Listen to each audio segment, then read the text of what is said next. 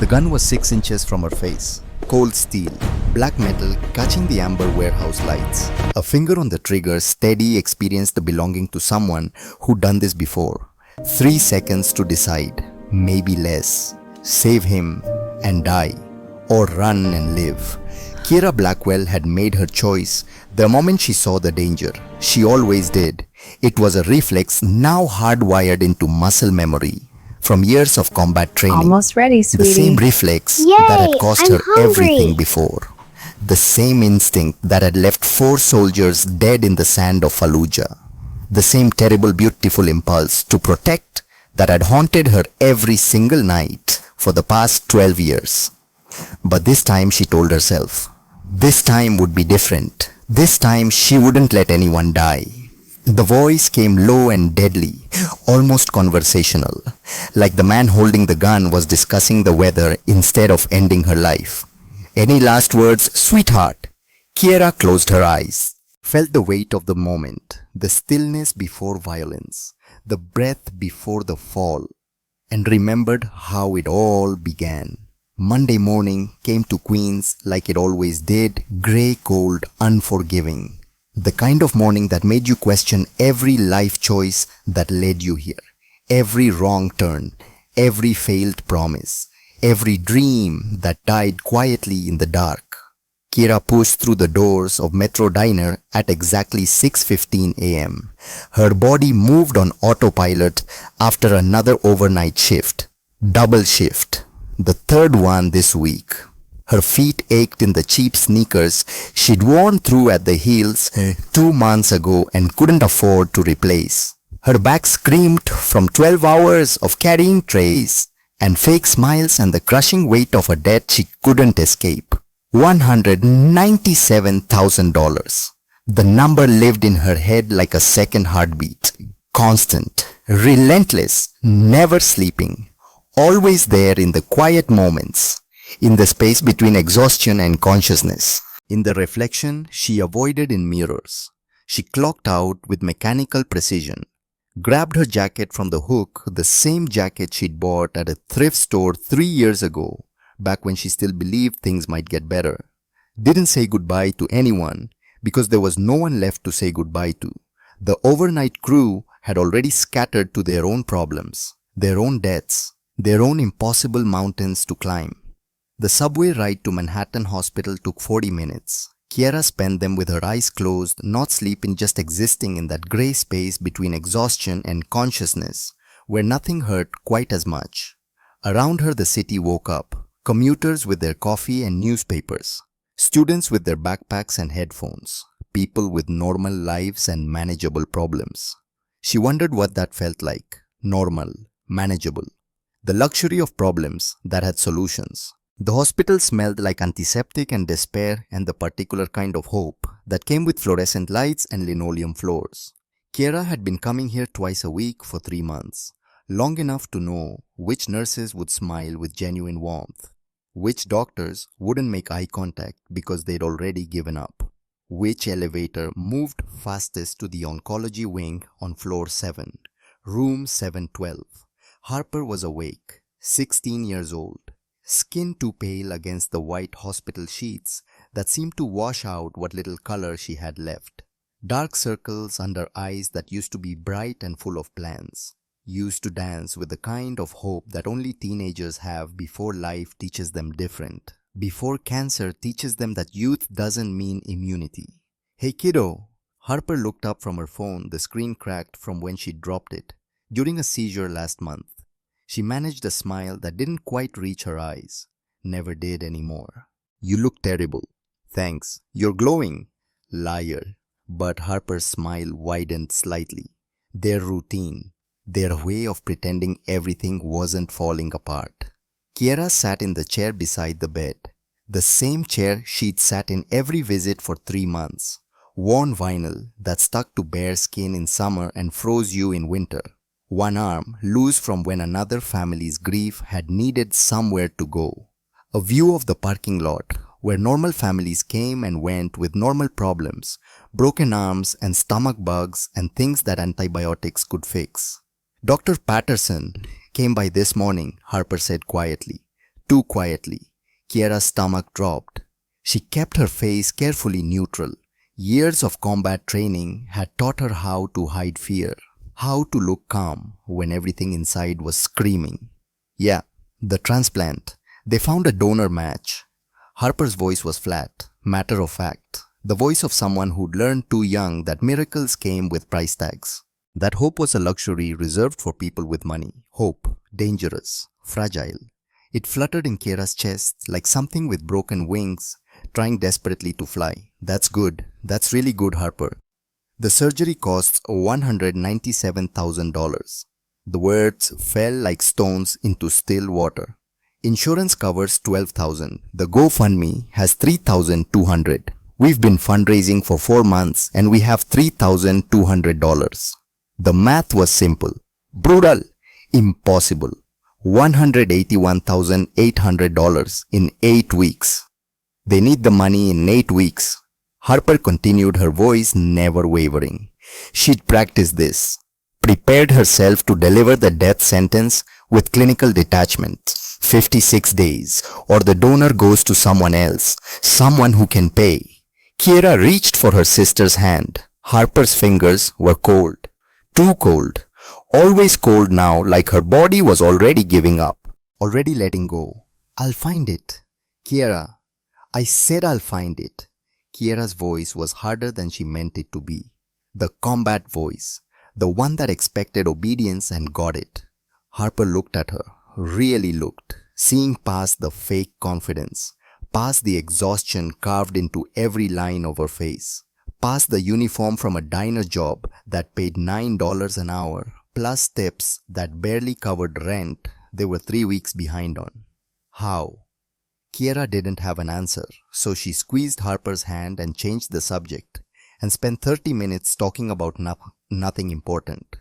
About the rude customer who'd stiffed her on a $40 check, about the new dishwasher who barely spoke English but made everyone laugh, about anything except the elephant in the room slowly crushing them both. When she left, she didn't look back. Looking back made it harder, made the guilt worse, made her want to curl up in that vinyl chair and never leave. The eviction notice was taped to her apartment door when she got home. 3 weeks late on rent, $1,400 owed. Vacate premises within 7 days or face legal action and forcible removal. Kiera tore it down, crumpled it into a ball, threw it in the trash with all the other notices and bills and final warnings that papered her life like some kind of sick wallpaper. Red ink everywhere. Past due. Final notice. Last chance. Her phone buzzed. Text message. Unknown number. Bellini's Italian restaurant seeking experienced waitstaff. Fine dining. Upscale clientele. Tips $300 to $500 per night. Immediate hire for qualified candidates. Interview today, 2 p.m. 847 Madison Avenue. Kiera stared at the message. She hadn't applied anywhere in weeks. Hadn't put her number on any job boards. Hadn't told anyone she was looking. She almost deleted it. Almost. It smelled like a scam. Like one of those too good to be true offers that ended with you buying a starter kit or paying a training fee. But $197,000 didn't care about pride. Didn't care about suspicion. It only cared about getting paid. At 1:45 p.m., Kiera stood outside Bellini's. The restaurant occupied the ground floor of a building that cost more than she'd earned in 10 lifetimes. Glass front, gold lettering, the kind of place where people ate $400 steaks and thought nothing of it, where the wine list was longer than most novels, where looking poor was the only unforgivable sin. She smoothed down her only nice shirt, white slightly yellowed, at the collar bought from Goodwill 3 years ago for a job interview at a hospital that never called back. Checked her reflection in the window. Presentable. Professional. Hiding the fact that she'd slept 3 hours in the past 2 days, that she hadn't eaten since yesterday morning, that she was one bad break away from complete collapse. Inside, the air smelled like money and fresh bread and possibilities she'd stopped believing in years ago. An older man appeared from the kitchen. Late 60s, silver hair swept back from a weathered face, deep-set eyes that had seen things, the kind of eyes that recognized other people who'd seen things, military bearing that recognized the military bearing even when it was trying to hide. You must be Kiera Blackwell. I am, but I didn't apply here. How did you get my number? Salvatore Marchetti. He extended a hand, firm grip, calluses that told stories of decades in kitchens and maybe places harder than kitchens. People call me Sal. I own this place. Well, I run it. Someone else signs the checks, but I run the kitchen and everything that matters. Kiera shook his hand. Something about him felt familiar, safe, like an echo of drill sergeants who'd actually cared, like the good officers who died too young. I'm confused about the text message. If I didn't apply, Sal smiled, sad around the edges. My niece works at Metro Diner. Maria, kitchen staff. She mentioned there's a girl working herself to death on double shifts, overnight and day, never complaining, never late, never asking for help even when she's clearly drowning. Military discipline, Maria said. The kind you don't fake. Kiera's spine straightened automatically. Old habits. I don't know what you're talking about. Right. Sal's eyes crinkled with understanding. Community college. That's the story. That's the truth. Okay. He didn't push, didn't pry, just let the lie sit there between them with the kind of patience that came from knowing everyone had secrets. Here's what I know for truth. I need a server. Someone good with people. Discreet. Can handle high-pressure situations without falling apart, can read a room, can make people feel safe even when things aren't safe. You interested? What's it pay? Base wage, $15 an hour, plus tips. Tips here average $300 to $500 a night, more on weekends, more for private events. Some regulars tip $1,000 for good service. Kiera did the math, fast, automatic. If she worked 6 nights a week at Bellini's, kept the morning shifts at Metro, maybe picked up catering gigs on Sundays, 8 weeks, 56 days. It wouldn't be enough, not even close. She'd make maybe $30,000 if she worked herself to death, if every tip was generous, if nothing went wrong. But it would be more than she had now, more than $3,200 that wasn't even a down payment on hope. I'm interested. Sal nodded slowly, studied her face. You served. The question hung in the air between them. Kiera could lie, should lie. Lying kept things simple, kept the past buried where it belonged, kept people from asking follow-up questions she didn't want to answer. But something in Sal's eyes stopped her. Recognition, understanding, the look of someone who'd been there. Army, combat medic, 2 tours, Iraq, 09 to 2012. Gulf War, 91, Rangers. Sal's voice softened with the weight of shared experience. I recognize the walk, the way you scanned the room when you came in. Exits first, threats second, angles third. Can't turn it off, can you? Old habits. They don't die. They just wait. He gestured to the dining room. Empty now, but Kiera could imagine it full. Crystal, linen, people who'd never known hunger. You start Thursday, evening shift, 7 p.m. to close. Uniforms in the back, black pants, you provide those. White shirt, we provide the vest. Thursday, just like that, no background check. I did the background check, honorable discharge, good conduct medal, saved 3 lives under fire in Fallujah before. Sal stopped. Before the bad day, the one that sent you home. Kiera's blood went cold. How do you? I have friends. They have databases. I wanted to make sure you weren't running from something illegal. You're not. You're just running from ghosts. He reached into his pocket, pulled out an envelope. Cash. Kiera could see the bills. Advance on your first week. No strings. Pay me back if it makes you feel better. Or don't. I've been where you are. Sometimes people just need a hand. Pride said to refuse. Desperation said to take it. Desperation won. Thursday evening arrived wrapped in November rain. Kiera stood in Bellini's staff room, adjusting her vest with hands that wanted to shake. The uniform fit perfectly. Crisp, Professional, a costume that let her pretend to be someone who belonged in a place like this. Someone who hadn't spent last night crying in her bathtub because she'd run out of places to cry. Around her, the other servers moved with practiced efficiency, checking their appearance, reviewing the evening's reservations, speaking in low voices about the regulars, the difficult tables, the generous tapers, the infamous table 12.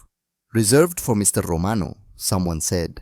A woman, early 30s, blonde, perfect makeup, same as every Thursday, 7 o'clock sharp, never late, never brings company, orders the osobuco, drinks Barolo, tips 30% if you leave him alone, 50 if you're good at reading silence. Dominic Romano, another server asked. Younger, new like Kiera. The one and only. Don't ask questions. Don't make small talk. Just serve and collect your tip.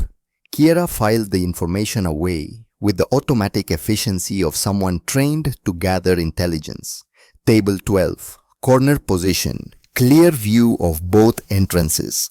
Back to the wall. Strategic positioning that had nothing to do with preference and everything to do with survival. Someone who expected danger. Someone who'd seen it before. At 6:55 p.m. the evening shift began. The dining room filled slowly. Couples on dates. Business dinners conducted in quiet voices. A family celebrating something, graduation maybe, or a promotion. The soft jazz played from hidden speakers. Miles Davis, Kind of Blue, the same album that used to play in the common room back at Fort Hood, before Fallujah, before everything went wrong, before 4 people died because she made the wrong call. Kiera pushed the memory away, focused on the work, smile, recommend the special, refill water glasses, be pleasant, be invisible, be whatever the customer needed her to be. It wasn't so different from combat, different uniform, different stakes, but the same basic principle: read the room, adapt, survive. At 7 o'clock exactly the front door opened. He walked in like a man who owned the world but found no joy in the ownership. Dominic Romano was 45 years old and looked older, the kind of aging that came from stress rather than years.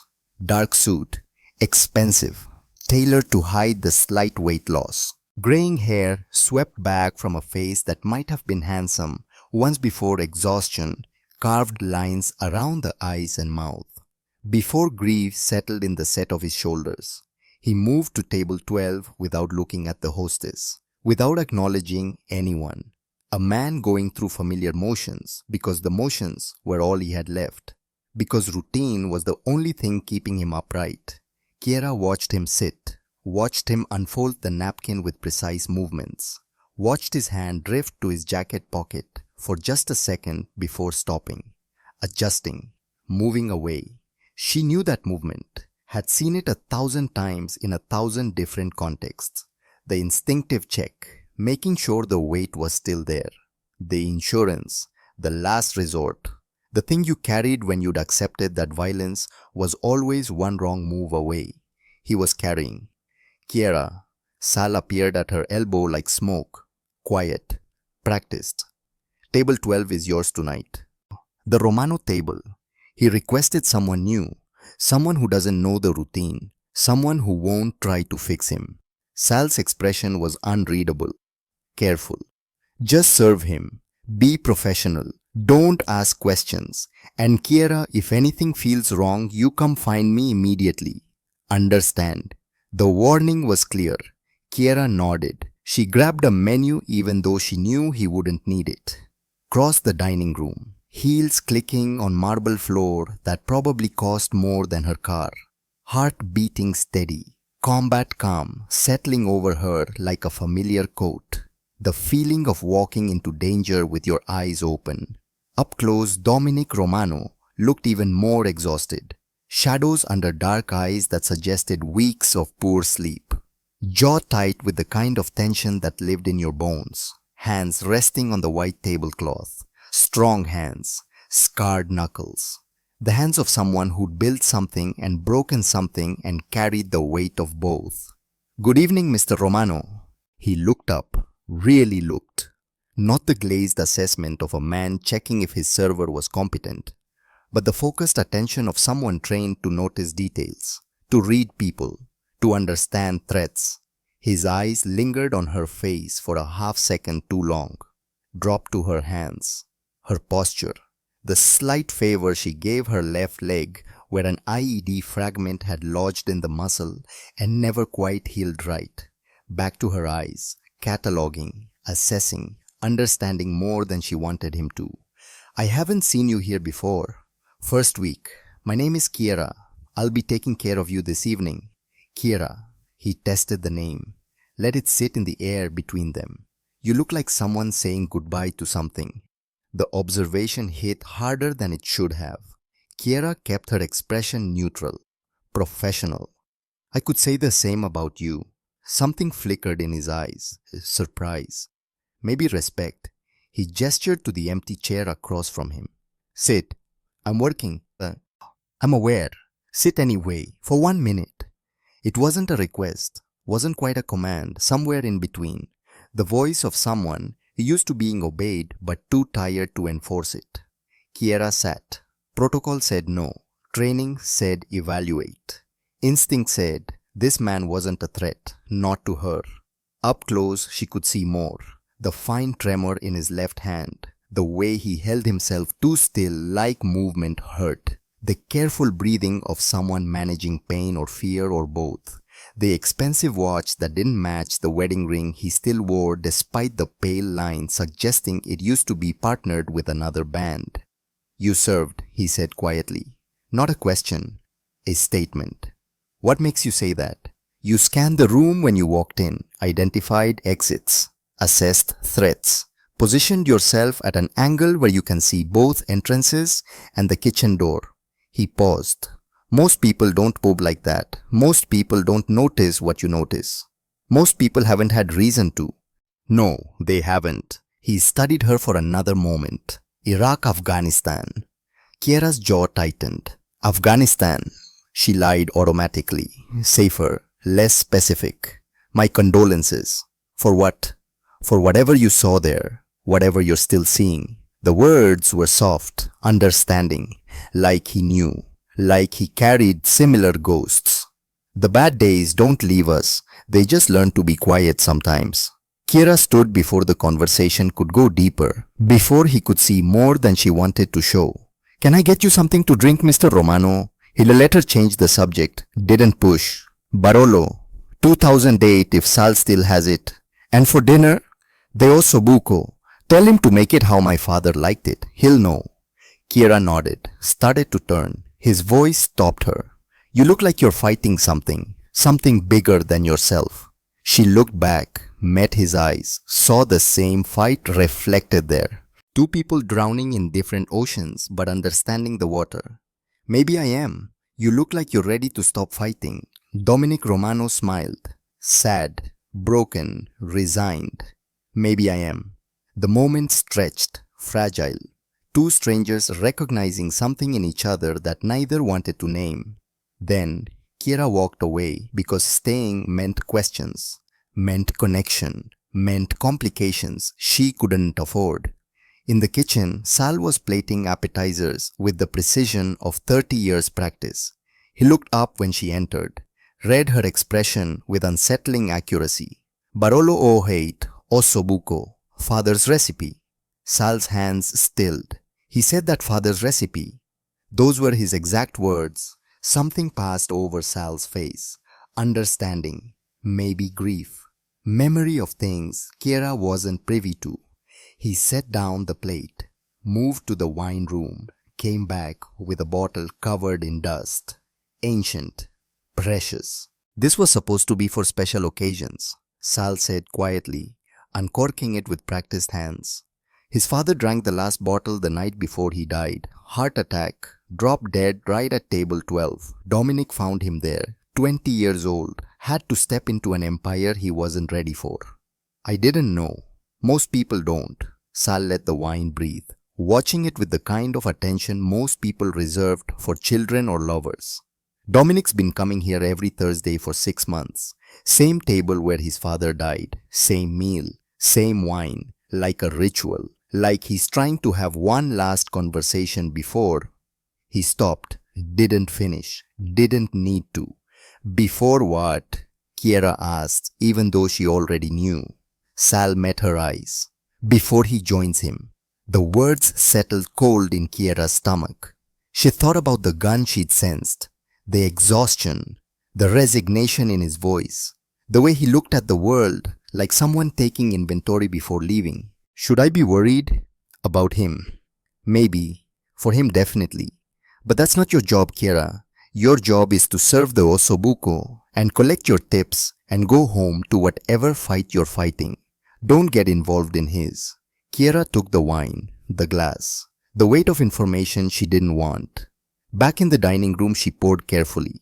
Dominic watched the dark liquid settle with the kind of attention that suggested he was seeing more than wine, seeing memory, history, the ghost of a father who taught him everything except how to live with the consequences. My father used to say good wine was wasted on people who didn't appreciate the weight, the patience it took to let something become what it was meant to be. He swirled it once, inhaled. 20 years this bottle waited. 20 years he's been gone, and I'm just now understanding what he meant. Sounds like a wise man. He was, until the waiting killed him. Dominic took a sip, savored it. Heart gave out before he could enjoy any of it. 55 years old, dead in 30 seconds. All that building, all that sacrifice, gone. Kiera didn't know what to say to that, so she said nothing. Just stood there in the soft jazz and the quiet murmur of other people's conversations and waited for him to continue or dismiss her. Either was fine. Both were safe. Do you believe in second chances? Dominic asked suddenly. The question caught her off guard, made her think about Harper, about the donor match that cost more than a lifetime of savings, about debt and desperation, and the math that didn't work. I don't know, do you? I used to. Now I think some paths don't have exits.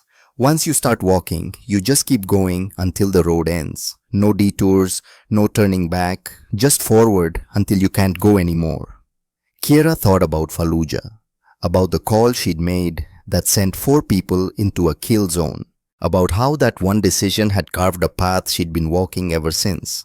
Maybe exits exist, we just can't see them when we're moving too fast, when we're too busy surviving to look around. Dominic looked up at her, really looked, like he was seeing her for the first time, seeing past the uniform and the professional smile to the person underneath. What's your fight, Kiera? I'm sorry. Everyone's fighting something. What's yours? She could lie, should lie, but something about this exhausted man at his corner table, drinking wine his dead father loved, made her want to tell the truth, made her feel like honesty might be the only real thing in a room full of pretense. My sister, 16, lymphoma stage 3, needs a transplant. I have 8 weeks to find $197,000. Or she dies. The words hung there, raw, honest, more than she'd meant to share with a stranger who was probably going through his own version of hell. Dominic's expression didn't change, didn't show pity or surprise, just understanding. That's a heavy fight. Yeah. Are you winning? Ask me in 8 weeks. He nodded slowly, raised his glass. To fighting impossible battles. Kiera didn't have a glass to raise. So she just inclined her head, accepted the blessing or curse or whatever it was, to surviving them. The moment broke when the front door opened. 3 men walked in, and Kiera's combat instincts fired before her conscious mind registered why. Wrong.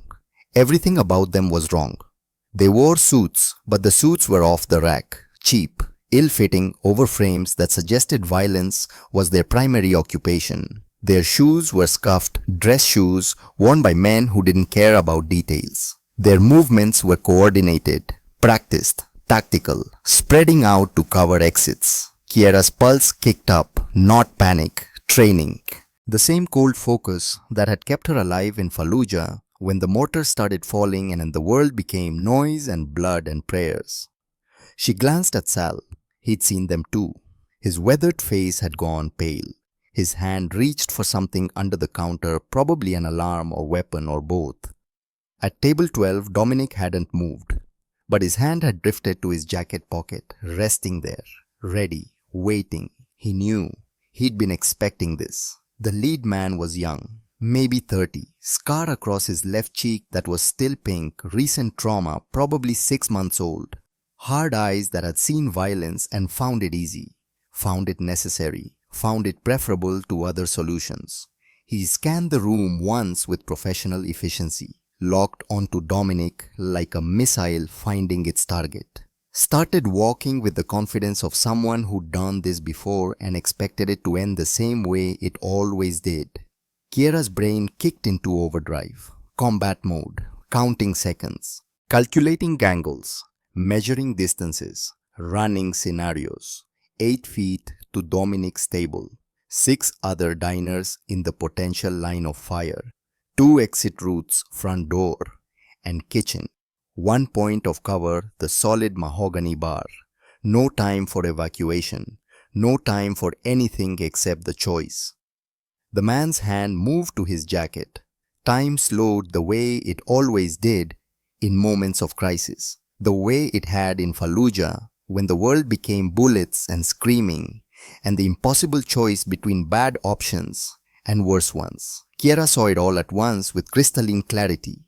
The tension in his shoulders, the slight shift of weight to his back foot, the preparation for draw and fire, the other 2 men moving to flank, the customers unaware, the innocent people about to become casualties because they'd chosen the wrong restaurant on the wrong night. She thought about Harper in the hospital bed, about the 8 weeks that just became 8 seconds, about the choice between saving a stranger and surviving to fight another day, about debt and desperation and the sister who needed her alive more than anyone needed her dead. She thought about Fallujah, about the 4 soldiers who died because she made the wrong call, because she'd hesitated, because she'd second-guessed her instincts. Not this time, not tonight.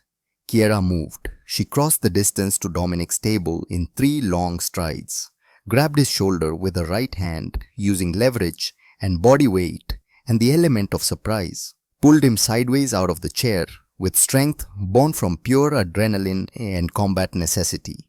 Down. They hit the floor hard just as the first shot rang out. Glass exploded above them. Wine bottles behind the bar shattered in sequence, pop, pop, pop, like firecrackers. Red liquid sprayed across white tablecloths like arterial blood, like the kind of red Kiera had seen too much of in another life. Someone screamed, high and terrified. A woman. More shots. 3, 4, 5. The sharp crack of gunfire impossibly loud in the enclosed space, echoing of marble and glass and expensive fixtures that weren't designed to witness violence. Kiera covered Dominic's body with her own, felt something hot slice across her left shoulder, sharp pain immediate but distant. Adrenaline was a hell of a drug.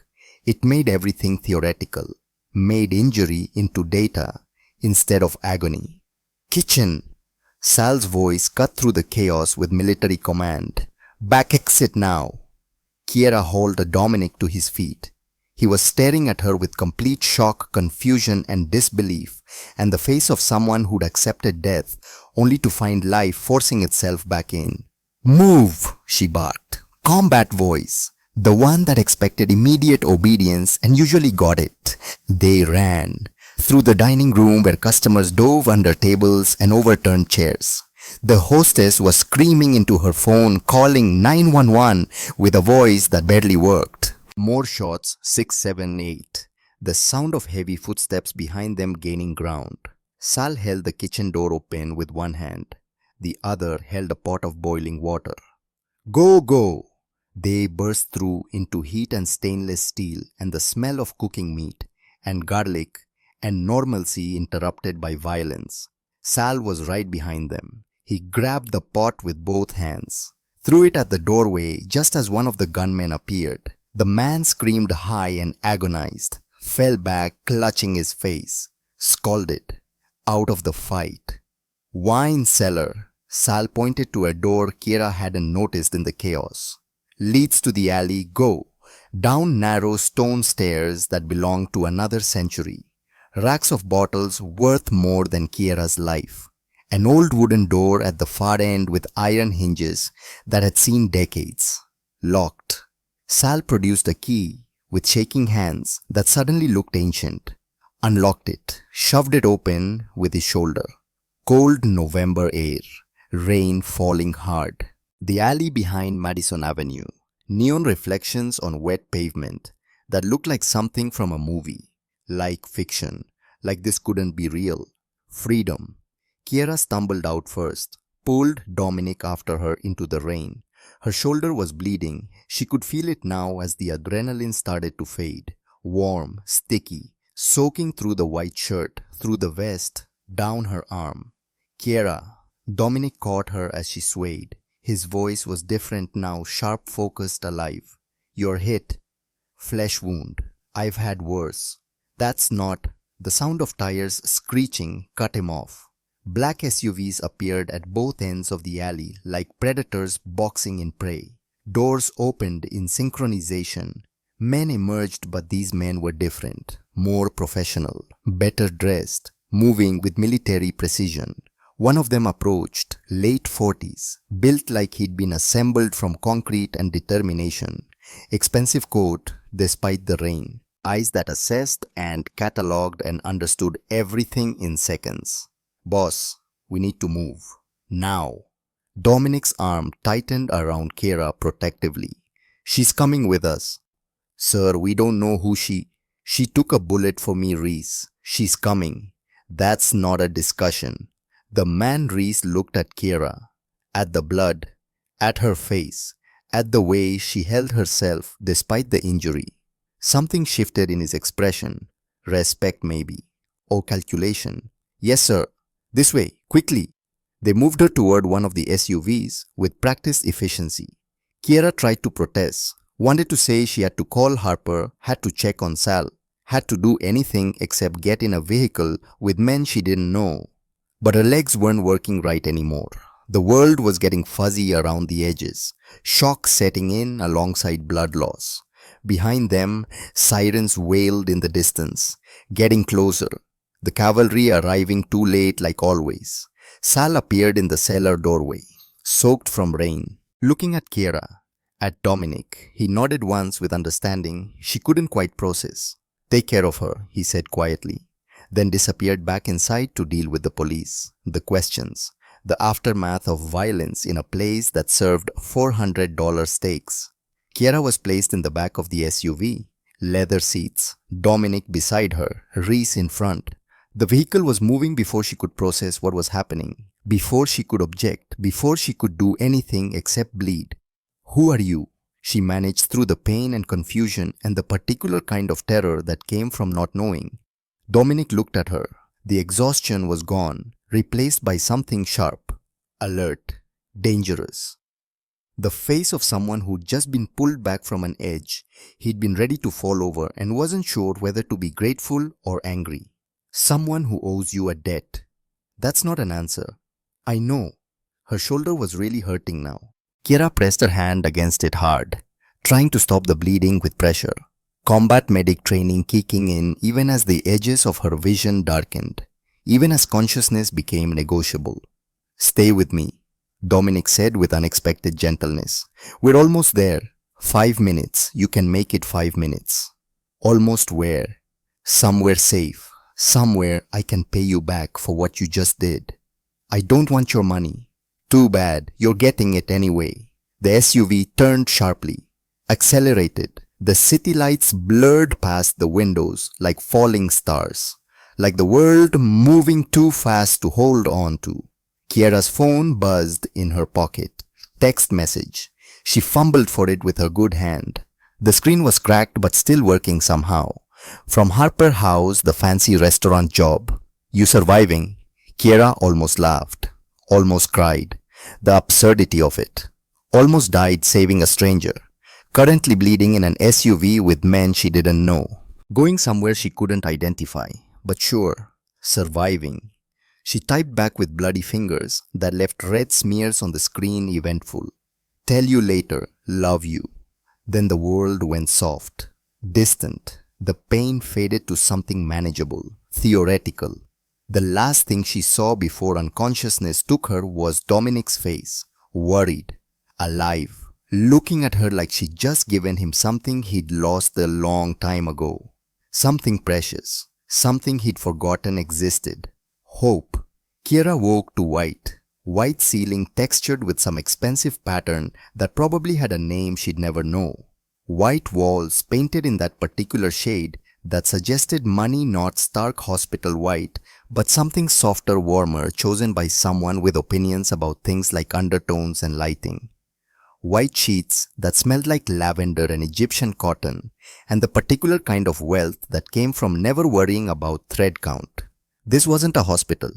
She tried to sit up. Pain exploded through her left shoulder like someone had driven a hot spike through muscle and bone. Sharp, immediate, the kind of pain that made vision blur and teeth clench and the world reduced to a single point of agony. Easy. A woman's voice came from somewhere to her left. Professional. Calm. The voice of someone who'd said those exact words 1,000 times to 1,000 different patients. The bullet went clean through, but you lost a fair amount of blood. You need to stay still for at least another 12 hours. Kiera turned her head carefully. Every movement was negotiation. A nurse stood by the bedside, 50s kind eyes framed by glasses, competent hands that had probably seen everything. The badge on her scrubs read Private Care Services, Medical Professional. Where am I? Mr. Romano's residence.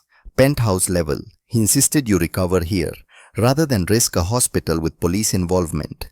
You've been unconscious for 14 hours. It's Friday morning, November 15th. 14 hours. Kiera's mind raced through implications. Harper, the hospital, the shift at Metro Diner she'd been supposed to work at 6 a.m. Sal, the restaurant, the police who definitely have questions. She reached for her phone, found it on the nightstand beside bottles of water and pain medication in prescription bottles with someone else's name. Screen still cracked but functional. 23 missed calls, 16 text messages, 7 voicemails. All from Harper except 2, one from Metro Diner asking where she was, one from an unknown number. The most recent text from Harper. Please tell me you're alive. I'm about to call the police. Kiera typed back with her good hand, fighting through the pain, medication and fog. Long story. We'll explain soon. Everything okay with you? The reply came instantly, within seconds. Kiera Marie Blackwell, you scared me to death. Where are you? What happened? The news said there was a shooting at some fancy restaurant. I'm safe. Can't talk yet. Promise to visit this afternoon. Love you. You better. And you better have a good explanation. I was terrified. Despite everything, the pain, the confusion, the complete disruption of her life, Kiera almost smiled. If Harper had energy to yell via text, she was okay. Still fighting, still alive.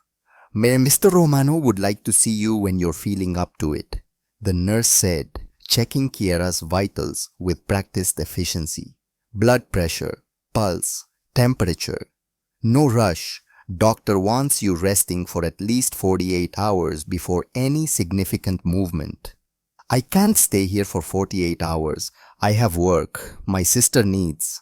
Your sister is fine. Better than fine actually. But Romano had her transferred to Mount Sinai's private oncology wing this morning. Best cancer team in the state. Dr. Richardson personally overseeing her care. All expenses covered indefinitely. Kiera's breath caught. The room tilted. He what? He also paid 3 months rent on your apartment. Had your belongings moved to secure storage since the building management was processing your eviction. And deposited $50,000 into your checking account as an advance on medical expenses related to the incident last night. The nurse's expression was professionally neutral, but her eyes were warm, kind. He said you tried to refuse. He also said you took a bullet for him, so you don't get to refuse. $50,000. Mount Sinai. Best doctors. Rent paid. Just like that, like it was nothing. Like money that would take her 5 years to save was an afterthought. A trifle. The kind of thing you did casually on a Thursday morning. I didn't ask for any of this. The nurse's expression softened. He said you'd say that too. He wrote you a note. It's in the drawer. Kira waited until the nurse left before reading it. Thick paper. Heavy. The kind that came from stationery stores she'd never been to. Black ink. Precise handwriting that suggested expensive schools and old money. Kira, you have saved my life when you had no reason to. When doing so put your own life at risk. When the sensible choice would have been to run. This isn't charity. This is debt. I pay my debts. Your sister gets the best care available. You get time to heal. We're even when I say we're even. Not before. Rest. Recover. We'll talk when you're ready. Dr. Before Kira could process any of it, the door opened. Dominic Romano looked different in daylight, streaming through floor-to-ceiling windows. Less exhausted. More alert. Like someone who'd remembered how to be alive overnight. Who'd found purpose in the space between dinner and dawn. He wore casual clothes, jeans that probably cost more than her car, a black sweater that looked like cashmere, no jacket to hide weapons. His hair was slightly damp from a recent shower. He moved with the careful grace of someone who'd spent a lifetime reading rooms and understanding danger, but was trying very hard to appear non-threatening. You're awake. Good. The nurse excused herself quietly, with a meaningful look that said, behave yourself to both of them. Left them alone in uncomfortable silence. Kira struggled to sit up despite the pain. Pride wouldn't let her stay lying down. Wouldn't let her look weak or vulnerable, even though she was absolutely both of those things. I can manage. I don't doubt it. He pulled up a chair, sat with the patient stillness of someone comfortable with silence. Someone who'd learned that sometimes the best thing to do was simply exist and let others come to you. How's the shoulder? Functional. How's your conscience? A slight smile touched his lips. Sad. Self-aware, heavy, but lighter than it was 12 hours ago. You have a way of changing things, Kira Blackwell. Why am I Kermiter Romano? Dominic, please. And you're here because 3 men tried to kill me in a public restaurant. You stopped them, got shot, bombed it. I couldn't exactly let you wake up in some emergency room with police asking questions neither of us wants to answer. So this is about keeping me quiet. This is about keeping you alive. His voice hardened slightly, took on an edge that reminded her this man wasn't just tired and sad. He was dangerous, had power, had killed people probably. The people who sent those men don't appreciate failure. They'll be looking for loose ends, witnesses, anyone who can identify them. You became a loose end the moment you pulled me down. Kira's blood went cold, reality crystallizing. My sister, already protected. I have 2 men at Mount Sinai, discreet, professional. Harper won't even know they're there, but anyone who tries to get close to her will regret it. He leaned forward slightly. I pay my debts, Kira. You saved my life. That means I protect yours. And anyone you care about, non-negotiable. The certainty in his voice left no room for argument. The absolute confidence of someone who'd given orders his entire adult life and expected them to be followed without question. Kira wanted to fight anyway, wanted to maintain independence, pride, the illusion of control. But the math was simple, brutal. She had 8 weeks to save Harper. Being dead wouldn't help. Having Harper dead wouldn't help. Accepting protection from a man she didn't know was the least terrible option in a situation where all options were terrible. What do you want from me? For now, heal, rest. Let me handle the people who want us both dead. Let me pay for your sister's treatment without your pride getting in the way. And after that, when I'm healed, when the danger passes, nothing's free.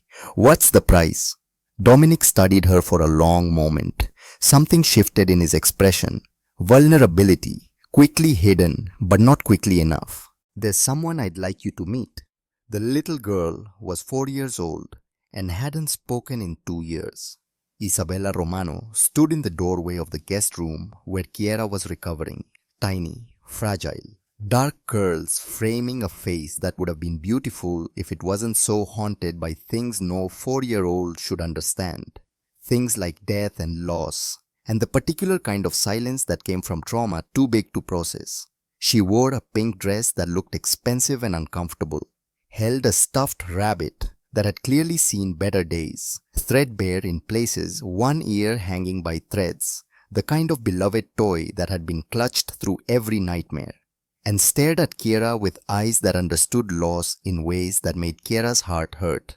"Isabella," Dominic said gently from behind his daughter, his voice completely different, now softer, careful, like he was handling something infinitely precious and infinitely breakable. "This is Kiera. She's going to be staying with us for a while. She got hurt helping Daddy. Remember we talked about this?"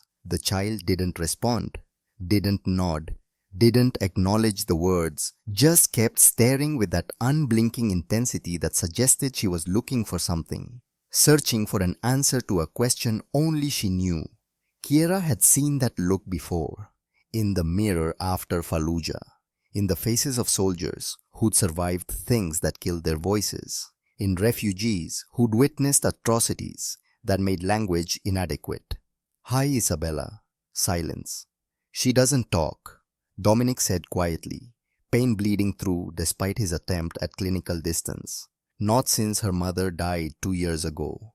The doctors call it selective mutism, trauma response. The therapists say she might never speak again, that she's locked herself somewhere safe and thrown away the key." Kiera looked at this tiny girl, carrying a weight bigger than herself, and felt something crack in her chest. Recognition.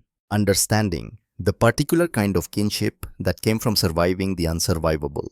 "That's okay, I'm not big on talking either sometimes." Isabella's head tilted slightly. Interest. Maybe. Or maybe just confusion about why this stranger wasn't trying to fix her, wasn't pushing, wasn't demanding she be something she couldn't be. Over the next 3 days, Kiera watched. She watched Isabella refuse breakfast, pushing away perfectly prepared eggs and toast that probably cost more than Kiera used to spend on groceries for a week. Push away lunch gourmet sandwiches cut into careful shapes that suggested someone was desperately trying. Pick at dinner expensive meals that went mostly uneaten. She watched Dominic try every approach in the parenting handbook, and several that probably weren't. Gentle encouragement, firm insistence, pleading, bargaining, bribery. Nothing worked. Nothing penetrated the wall this child had built between herself and a world that had taken her mother. She watched the nannies rotate through like shifts at a factory. Professional, patient, kind, ineffective. Each one trying their best and failing in different ways. Isabella was wasting away, slowly, deliberately, like she'd decided joining her mother was easier than staying in a world that hurt. Like grief was a weight she was choosing to carry into the ground. On Tuesday morning, day 8, Kiera couldn't watch anymore. She found the kitchen at dawn, massive, professional-grade appliances that belonged in restaurants. Marble countertops, a pantry bigger than her old apartment. She made chicken soup from memory and instinct. The same recipe her mother used to make on good days.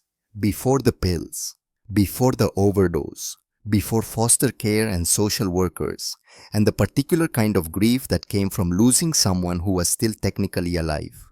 Simple, warm, the smell of home when home still meant safety. She carried a bowl to the playroom where Isabella sat surrounded by toys she didn't touch, expensive things, educational things, things chosen by people who meant well but didn't understand that trauma didn't care about developmental appropriateness. "I made soup, you don't have to eat it, but I'm going to sit here and eat mine, so you're stuck with me for a while." Isabella watched her, silent, suspicious, like she'd learned not to trust kindness, 'cause kindness had a way of leaving.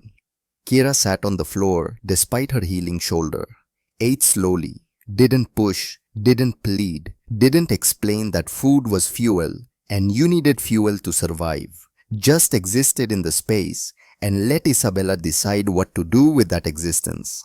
After 10 minutes, Isabella moved closer, inch by inch, testing boundaries, checking for traps. After 20 minutes, she reached for the second spoon Kiera had casually placed beside the bowl. After 30 minutes, she took a tiny sip, paused, took another. By the end of the bowl, she'd eaten half. Dominic found them an hour later, Isabella asleep against Kiera's good shoulder. Kiera stroking her hair with careful fingers, careful not to wake her, careful not to break whatever fragile trust had been built. He didn't say anything at first, just stood there in the doorway with an expression that made Kiera's heart hurt. Wonder, grief, hope, gratitude, all of it tangled together in a face that had forgotten how to show emotion without it costing something. She ate, he finally whispered. Half a bowl. It's a start. It's a miracle. His voice cracked slightly.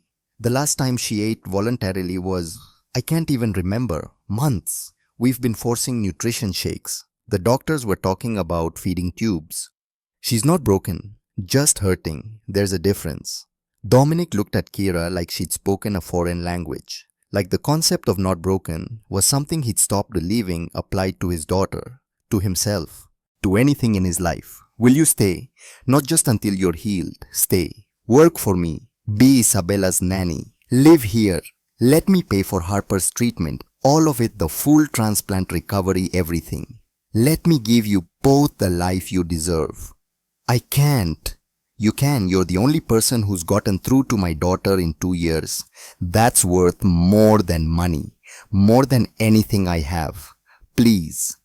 Kiera wanted to say no. Wanted to maintain independence, pride, distance, the walls she'd built to keep people out because letting people in had a way of ending badly. But she thought about Harper, about 8 weeks becoming 7, about mounting debt and impossible math, and the reality that pride didn't cure cancer. And she thought about Isabella, about this tiny broken girl who'd just eaten soup for the first time in months because someone sat with her without demanding she be fixed. Temporary, until Harper's treatment is done, until Isabella doesn't need me anymore. Agreed. Deves shook on it. His hand was warm, steady, calloused in ways that suggested violence, but gentle in the moment. The grip of someone who kept promises, even when promises cost him. Something shifted in the air between them. Awareness. Dangerous. The kind of tension that came from two broken people recognizing they might be able to fit together if they were brave enough to try. Kiera pulled away first, before the moment could become something neither of them could take back. Oh, I should check on Isabella. Kiera, she stopped at the door, didn't turn around because turning around made it harder. Thank you for saving my life, for saving my daughter's appetite, for being here when I've done nothing to deserve it. She didn't know what to say to that, so she just nodded and left before the gratitude could turn into something more complicated. Tell me about Catherine. They were in Dominic's study at midnight, the rest of the penthouse dark and quiet. Isabella finally sleeping without nightmares 3 rooms away. The city below still moving, because cities never really stopped, no matter how much you needed them to. Dominic looked up from the paperwork he'd been pretending to read. Financial statements, legal documents, the boring machinery of running an empire that had stopped feeling like success years ago. Why? Because Isabella calls for her every night in her sleep. And you look like you're drowning every time she does. And I'm living in your house taking care of your daughter. I should probably know something about the woman who came before me. Silence stretched long enough, Kiera thought he wouldn't answer. That she'd pushed too far too fast. Then he stood, walked to the window, looked out at Manhattan, spreading below them like scattered stars. Catherine was good, the kind of good that made you believe maybe the world wasn't entirely broken, that maybe there was still kindness left somewhere. His voice was quiet, distant, the voice of someone reaching back through time to touch something they could never hold again. She was a kindergarten teacher, taught at a school in Brooklyn, loved art impressionists, mostly Monet especially, couldn't cook to save her life, burned water once I swear, laughed at my terrible jokes, made me want to be better than I was, better than my father had been. How did you meet? A ghost of a smile. She rear-ended my car at a stoplight on 3rd Avenue, completely her fault, texting while driving. Apologized about 50 times in 5 minutes.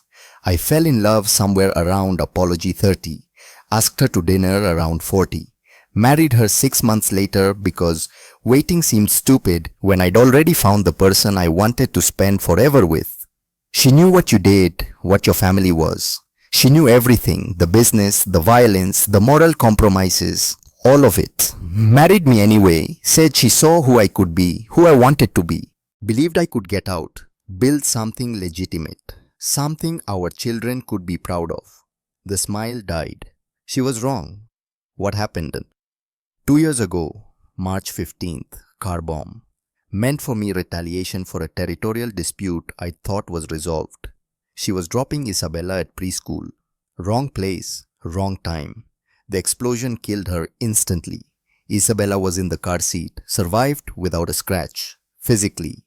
His hand pressed against the glass like he was trying to push through it. But she hasn't been the same since. Won't speak, barely eats. The therapists say she's locked in trauma, that witnessing her mother's death at 2 years old broke something fundamental. And you? I spent 6 months finding everyone involved. The bomber, the people who ordered it, the rival family who thought killing my wife would make me weak. His voice went flat, cold. Made sure they understood what it cost to take her from us. Made sure they regretted every decision that led to that moment. The words hung heavy. Kiera understood vengeance, understood the need to make someone pay for the unpayable, had felt it herself in the weeks after Fallujah when she'd wanted to find whoever had given her the bad intel and make them understand what it felt like to carry 4 deaths on your soul. And Isabella was in the car seat, saw everything, the explosion, the fire, her mother burning alive. She was screaming when the first responders pulled her out. Hasn't made a sound since they released her from the hospital 3 days later. Dominic turned from the window. His eyes were hollow, haunted. She's coming back though, because of you. She ate soup this morning. That's a start. She's coming back because she's ready. She just needed someone who understands. Understands what? Kiera met his eyes. What it's like to survive something that killed everyone else. What it's like to carry guilt that has no resolution. What it's like when words aren't enough to hold what's inside. The moment stretched, recognition passing between them. 2 people carrying survivor's guilt in different packages, but understanding the weight. Dominic crossed the room, sat in the chair across from her, close enough to touch but maintaining careful distance. Tell me about Iraq. Kiera hesitated. She'd told Sal, had lied to Dominic about Afghanistan, old habits. The less people knew, the safer you were. But something about this moment, the midnight hour, the shared grief, the understanding in his eyes made her want to tell the truth. I told you Afghanistan earlier. I lied. Didn't want to get too specific with a stranger, but it was Iraq. Fallujah, 2011. Why lie? Old habit. The less people know about where I've been, the safer I am. But you're not a stranger anymore. No, I suppose I'm not. So she told him everything. Told him about Fallujah, about being a combat medic attached to a squad clearing houses, about the intel that said the street was clear, about making the call that sent 4 people into a building that wasn't clear, about the IED that turned her squad into red mist and screaming. Told him about the nightmares, the PTSD, the way certain sounds, backfiring cars, fireworks doors slamming, made her hit the ground even 12 years later. The way crowds felt like threat assessment. The way she couldn't trust her own judgment anymore because her judgment had killed people. Told him about coming home to find their mother dead from an overdose. About being 20 years old and suddenly responsible for a 6-year-old sister. About raising Harper while trying to hold herself together with shaking hands and prescription medications that barely worked. Told him everything she'd never told anyone because therapists cost money and friends were a luxury, and keeping it locked inside was the only option that didn't cost anything. When she finished, her face was wet. She hadn't realized she was crying, hadn't felt the tears until they were already falling. Dominic handed her a handkerchief. Actual cloth, monogrammed, the kind of old-fashioned gesture that suggested expensive upbringing and manners learned young. Didn't comment on the tears, didn't try to fix anything, just let her exist in the aftermath of confession. You're stronger than you know. I don't feel strong. I feel like I'm barely holding together. Like one more thing will break me completely. No one who's actually strong ever does. He paused, choosing words carefully. Stay. Work for me. Be Isabella's nanny. Let me pay for Harper's treatment. All of it, the transplant recovery, everything. Let me give you both the future you deserve.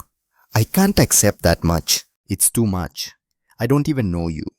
You saved my life when you had every reason not to. You're bringing my daughter back to life when everyone else had given up. That's worth more than money, more than anything I have. His voice was quiet but certain. Please, let me do this. Not for you, for me. Because I need to believe I can still do something good. Still make something right. Still be the man Catherine thought I could be. Kiera wanted to say no. Pride demanded it. Independence required it. Self-preservation screamed it. But she thought about Harper, about 7 weeks left, about mounting bills and impossible math, about Isabella eating soup for the first time in months. Temporary, until Harper's better, until Isabella doesn't need me. Agreed. They shook hands again, but this time the touch lingered, lasted a second too long, became something neither of them acknowledged but both of them felt. When Kiera pulled away, her hand was warm. Her heart was beating too fast, and she knew with absolute certainty that she just made a decision that would change everything. For better or worse remained to be seen. The nightmare came fast and brutal like it always did. Kiera was back in Fallujah. Heat, sand, the smell of burning oil and human waste and fear. Her squad moving through the narrow street. Her voice on the radio giving the all clear. Sergeant Morrison taking point. Williams and Jackson flanking. Ramirez bringing up the rear. Then the world exploded.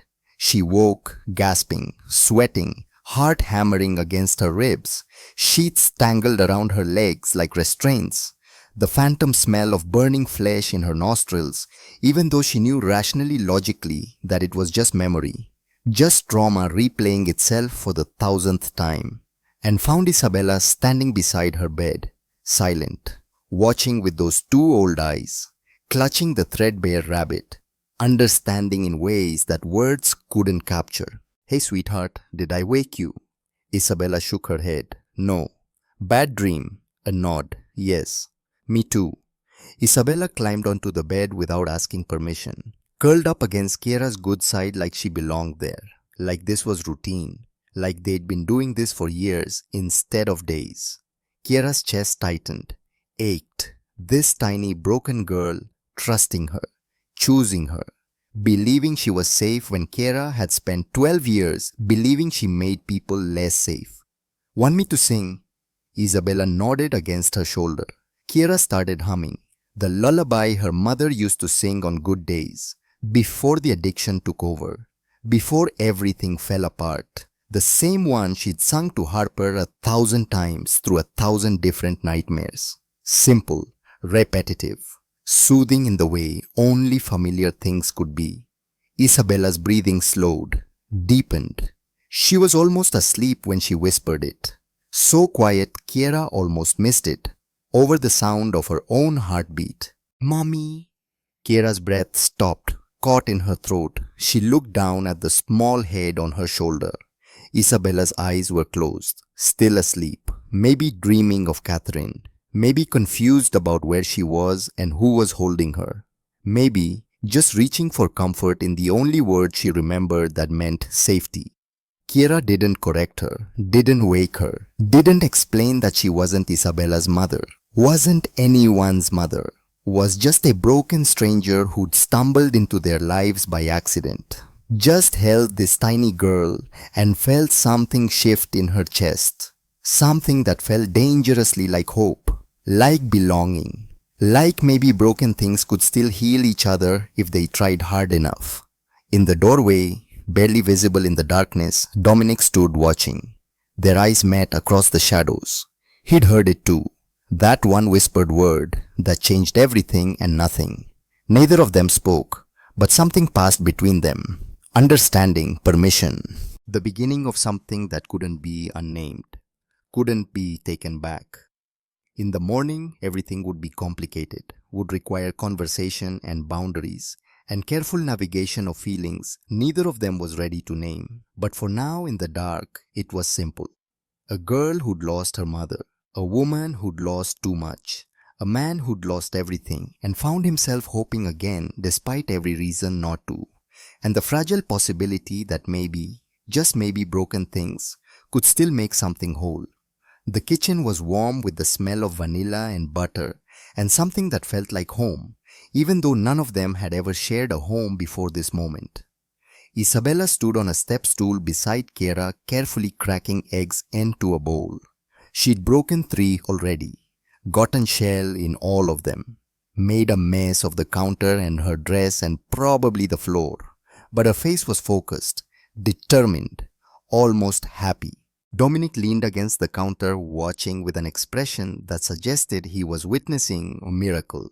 Sleeves rolled up, hair messy, no expensive suit or carefully maintained image. Just the father watching his daughter do something normal for the first time in 2 years. No like this. Kiera guided Isabella's small hands with her own, careful of the healing shoulder, showing rather than telling. Gentle tap on the edge. Then use your thumbs to open it. You want to crack it, not smash it. Isabella tried again. This time it worked. The egg dropped into the bowl clean, whole, perfect. She looked up at Kiera with pure joy. No words, but the smile said everything words couldn't. Perfect. See, you're a natural. Now we mix. They were making pancakes, nothing fancy. Just the recipe Kiera's mother used to make on good Sundays. The ones before the drugs, before the chaos, before everything went wrong and stayed wrong. Dominic pushed off the counter, joined them at the stove. I'll supervise. Make sure you don't burn down my kitchen. Your kitchen is perfectly safe.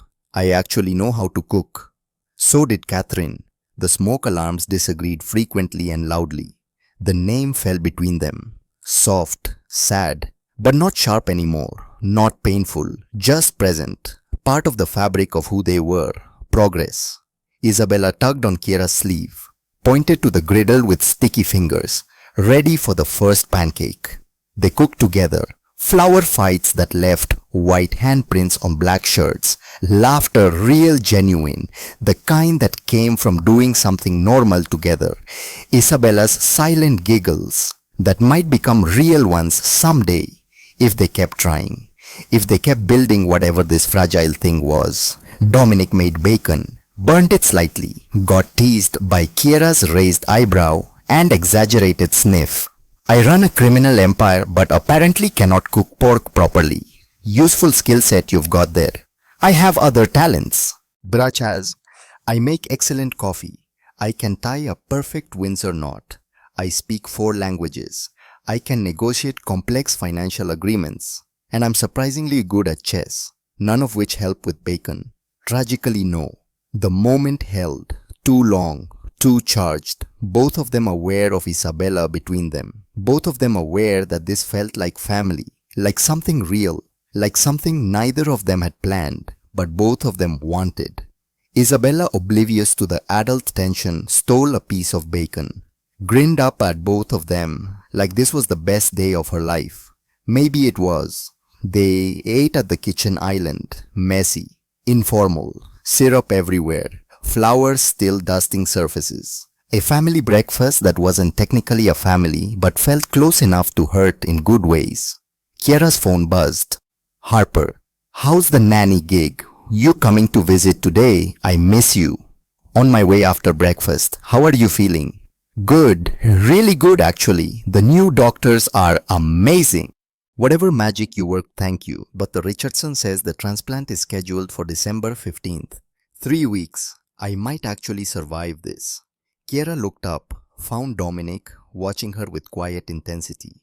Thank you, she said softly, meaning it, feeling it down to her bones. For Harper, for the doctors, for giving her a chance. For everything. You earned it. I pulled you out of the way of some bullets. That's not worth. You gave me a reason to stay alive. You gave Isabella a reason to eat, to smile, to start healing. You gave us both something we thought we'd lost forever. His voice was low, serious, weighted with emotion. He wasn't quite hiding anymore. That's worth everything. Isabella chose that moment to smear syrup on Dominic's hand deliberately, broke the tension, made them both laugh at the absurdity of this 4-year-old who was slowly learning to be a child again. But the words lingered, and Kiera felt the walls she'd built starting to crack, crumbling, becoming negotiable in ways that scared her almost as much as they tempted her. Kiera was at Mount Sinai when it happened. She was sitting with Harper in the bright, cheerful private room that Dominic's money had bought, watching her sister sleep off the latest round of chemo, reading a book she wasn't processing, just being present, because sometimes that was all you could do. When her phone exploded with calls, Dominic, Reese, a number she didn't recognize, all within 30 seconds. She answered Dominic's on the third ring, heart already racing with the particular kind of dread that came from knowing something was wrong before anyone spoke. Kiera. His voice was tight, controlled panic, the voice of someone holding themselves together by force of will. Where are you? Hospital with Harper. What's wrong? What happened? Isabella fell down the marble staircase. She's unconscious. We're heading to Mount Sinai. Emergency now. I need you here. But the world tilted, went sideways. How did she? I don't know. The nanny said she was fine 1 second. Then at the bottom of the stairs the next. Not moving. Not. His voice cracked. Just get here, please. The line went dead. Kiera ran, left Harper sleeping, grabbed her jacket, hit the stairs because elevators were too slow when your world was ending. Burst into the ER 20 minutes later, found Dominic pacing, Reese on the phone speaking in low tones, 2 police officers taking notes with the careful neutrality of people who didn't want to get involved in whatever this was. Where is she? CT scan, checking for head trauma, skull fracture, brain bleed. Dominic's face was pale, haunted, every line suggesting it aged 10 years in the past hour. She was with the temp nanny, Miss Carson. 1 minute Isabella was fine, playing. The next, she was at the bottom of the stairs, not moving, so much blood. The nanny saw it happen, said Isabella just fell, lost her balance. But Kiera. He pulled out his phone with shaking hands, pulled up security footage. This is the hallway camera. Kiera watched the grainy video. Isabella at the top of the marble staircase in the penthouse, the temporary nanny behind her, a woman Kiera had met once, middle-aged professional, and then Isabella falling, arms windmilling, small body tumbling down expensive stairs that suddenly looked like a weapon. But there was someone else in the frame, a figure moving in the background, coming from the guest room. Kiera, except Kiera was here, at Mount Sinai, had been for 3 hours, had security camera footage of her own to prove it. That's not me. I know. The timestamp shows 4:47. Hospital cameras show you in Harper's room at 4:47. But look at the face. He zoomed in. The resolution was poor, but the features were clear enough to be recognizable. It was Kiera's face, on someone else's body, moving wrong, pushing Isabella down the stairs. Digital manipulation, deepfake technology, the kind of thing that required expertise and planning and malicious intent.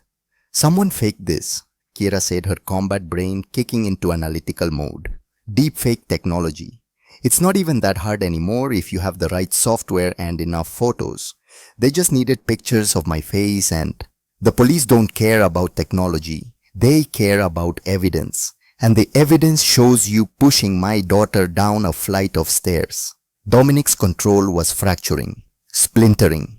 Whether it's fake or not, it exists. And I have to protect her. That's all I have left. That's all that matters. You can't actually believe. I don't know what to believe. Well, the words exploded out of him. Loud, raw. My daughter is in there with possible brain damage. The security footage shows you. Whether it's fake or real, it shows you. And right now, all I can think about is that I let a stranger into my home, into my daughter's life, and now Isabella is fighting for hers. The words hit like bullets, each one finding a target, opening wounds. Kiera stepped back. You think I would hurt her? I think I don't know you. Not really. You showed up 4 weeks ago, got shot, worked your way into my home, into my daughter's life, made us trust you, and now, he couldn't finish, couldn't say the words that would make it real. Dominic, please, get out. Listen to me. I said get out. The officers moved forward with apologetic faces and firm hands. Ma'am, we need you to come with us. Answer some questions downtown. This is just preliminary. Kiera looked at Dominic, at the man she'd started to trust, started to care about, started to imagine a future with, despite every reason that was insane. He wouldn't meet her eyes. After everything, she whispered, voice breaking, you don't believe me. I believe evidence. They arrested her in the hospital parking lot while rain started to fall, read her rights while her world ended, took her to central booking while Isabella fought for her life, and Dominic convinced himself he'd made the right choice. The cell door opened. Kiera looked up through her swollen eye. Dominic stood there looking like he'd aged a decade. When he saw her bruised face, something broke. Cristo, what did they do to you? Nothing I didn't survive before. Her voice was flat. What do you want? He knelt on the dirty floor. I was wrong. Sal found the real footage. Marcus paid the nanny, orchestrated everything, the deep fake, the push, all of it. His voice cracked. I'm so sorry. Sorry doesn't erase 36 hours in hell, doesn't erase Harper losing her treatment. I know. Isabella woke up asking for you, won't eat, won't stop crying. She needs you. I'm begging, come back. For her. Before Kiera could answer, Reese burst in. Boss, Marcus has Harper. He played a video. Harper tied in a warehouse. Marcus's voice. Your empire or she dies. Noon today. 3 hours. Dominic turned to Kiera devastated. Both of them. He has both. Kiera stood, pain forgotten. Where? Red Hook warehouse. Heavily guarded. Then we have 3 hours to save them both. Blueprints covered Dominic's study. 6 men ready. Kiera still wearing jail clothes, face bruised but eyes clear. Reese pointed to the warehouse schematics. 3 entry points. Marcus has 12 men inside. Harper's in the basement. Isabella second floor. 3-pronged assault, Kiera said with military precision. Team A, Reese front distraction. Team B, Dominic loading dock. Team C, me, and Sal roof access. We get Isabella first, then Harper. Sal appeared. I'm coming. Harper makes good soup. I'm not letting her die. They geared up fast. Dominic handed Kiera a Glock. Their fingers touched. When this is over, it can wait. She chambered a round. Right now focus on staying alive. Team A hit the front like thunder. Explosions, gunfire, chaos. Team B breached the loading dock simultaneously. Under cover of noise, Kiera and Sal crossed to the warehouse roof, descended through the access hatch into shadows. Second floor offices. Kiera cleared them systematically. Found Isabella in the third room tied to a chair crying silently. Kiera covered her mouth gently. Shh, I've got you. She cut the zip ties, checked for injuries. Sal, take her. Roof extraction. Don't wait. Sal scooped up Isabella. You come back. Yes, sir. They disappeared. Kiera turned toward the basement and found 3 armed men blocking her path. The fight was brutal. 40 seconds. Knife to shoulder. Boot to knee. Gun disarmed. All 3 down, but the noise brought more guards. Kiera hit the basement stairs running. Found 3 doors. The third had a steel lock. She shot it twice. The door swung open. Harper was there. Skeletal. Barely conscious. Kiera, you came. Of course I came. She cut the ropes. Harper collapsed. I can't walk. Just go. Not a chance. Kiera lifted her in a fireman's carry. Agony in every injury. Climbed the stairs. Marcus waited at the top, gun pointed, smiling. The hero waitress, right on schedule. Kiera set Harper down, positioned herself as shield. Let her go. She's leverage. Marcus descended a step. You know what's funny? I set up the Bellini's hit. Hired men guaranteed to fail because you needed to become important. Bonded to my brother, so taking you away would destroy him. Why? He was born first, got everything. I got nothing. His face twisted. So I killed Catherine, planted the bomb myself, watched his perfect life explode.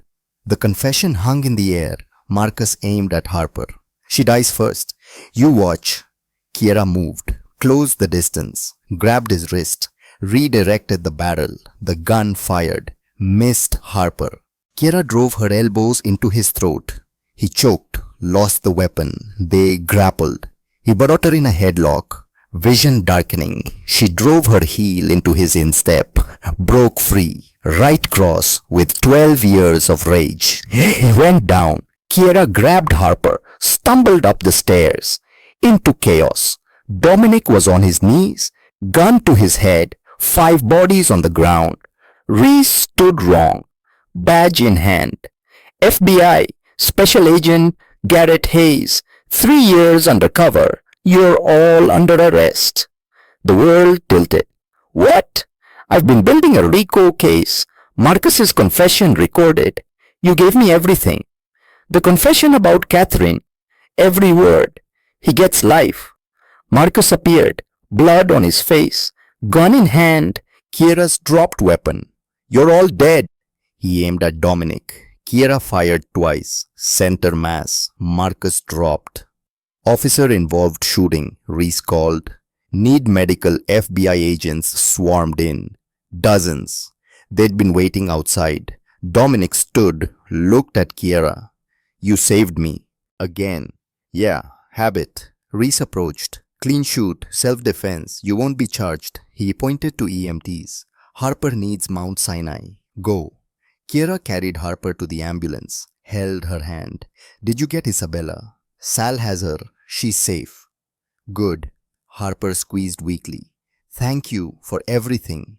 The doors closed. Through the window, Kiera watched Dominic being led away in cuffs. He looked back, mouthed, I'm sorry. I love you. Then he was gone. Harper's transplant took 11 hours. Kiera paced. Isabella clung to her, speaking now. Sal brought food. At hour 9, Dominic appeared. Ankle monitor visible. Federal escort waiting. Compassionate release. 48 hours. He looked at Isabella against Kiera. How is she? Talking, healing, asks about you daily. Isabella ran to him. Daddy.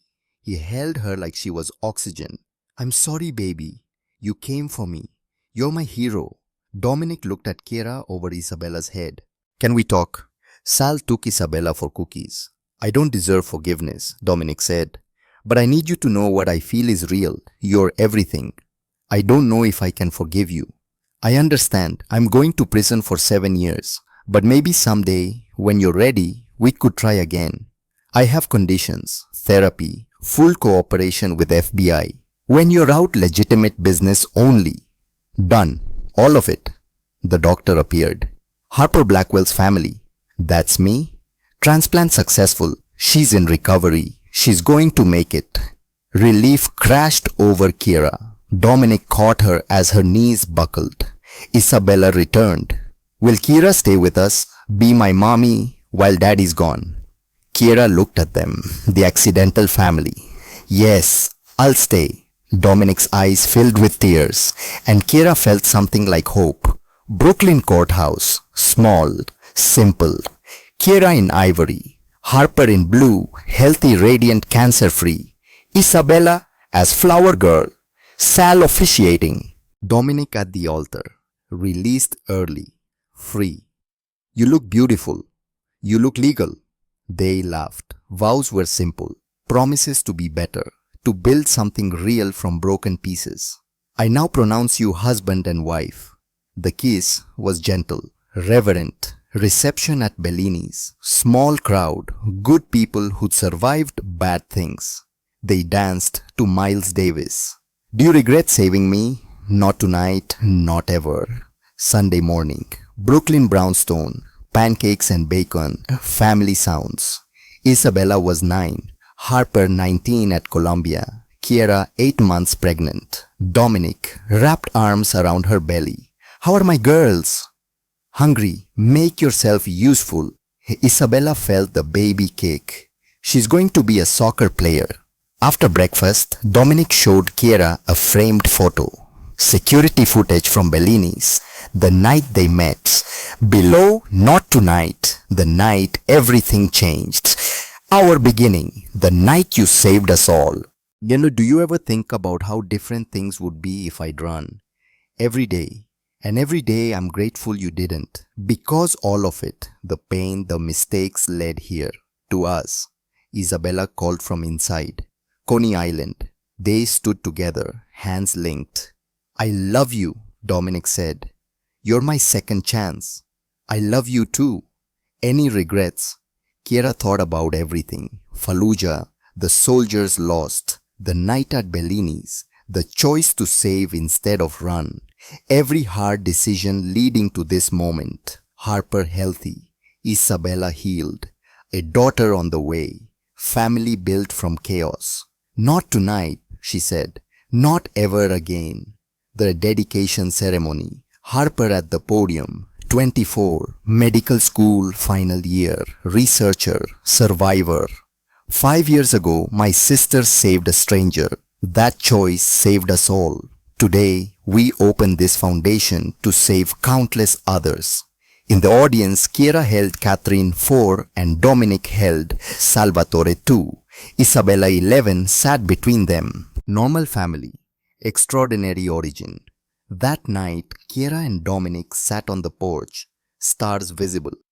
I was ready to die that night at Bellini's, he said. Then, you gave me a reason to live.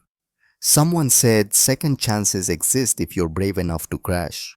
Smart person. They sat in comfortable silence. Two people who'd survived the impossible, built the impossible. Inside, children slept.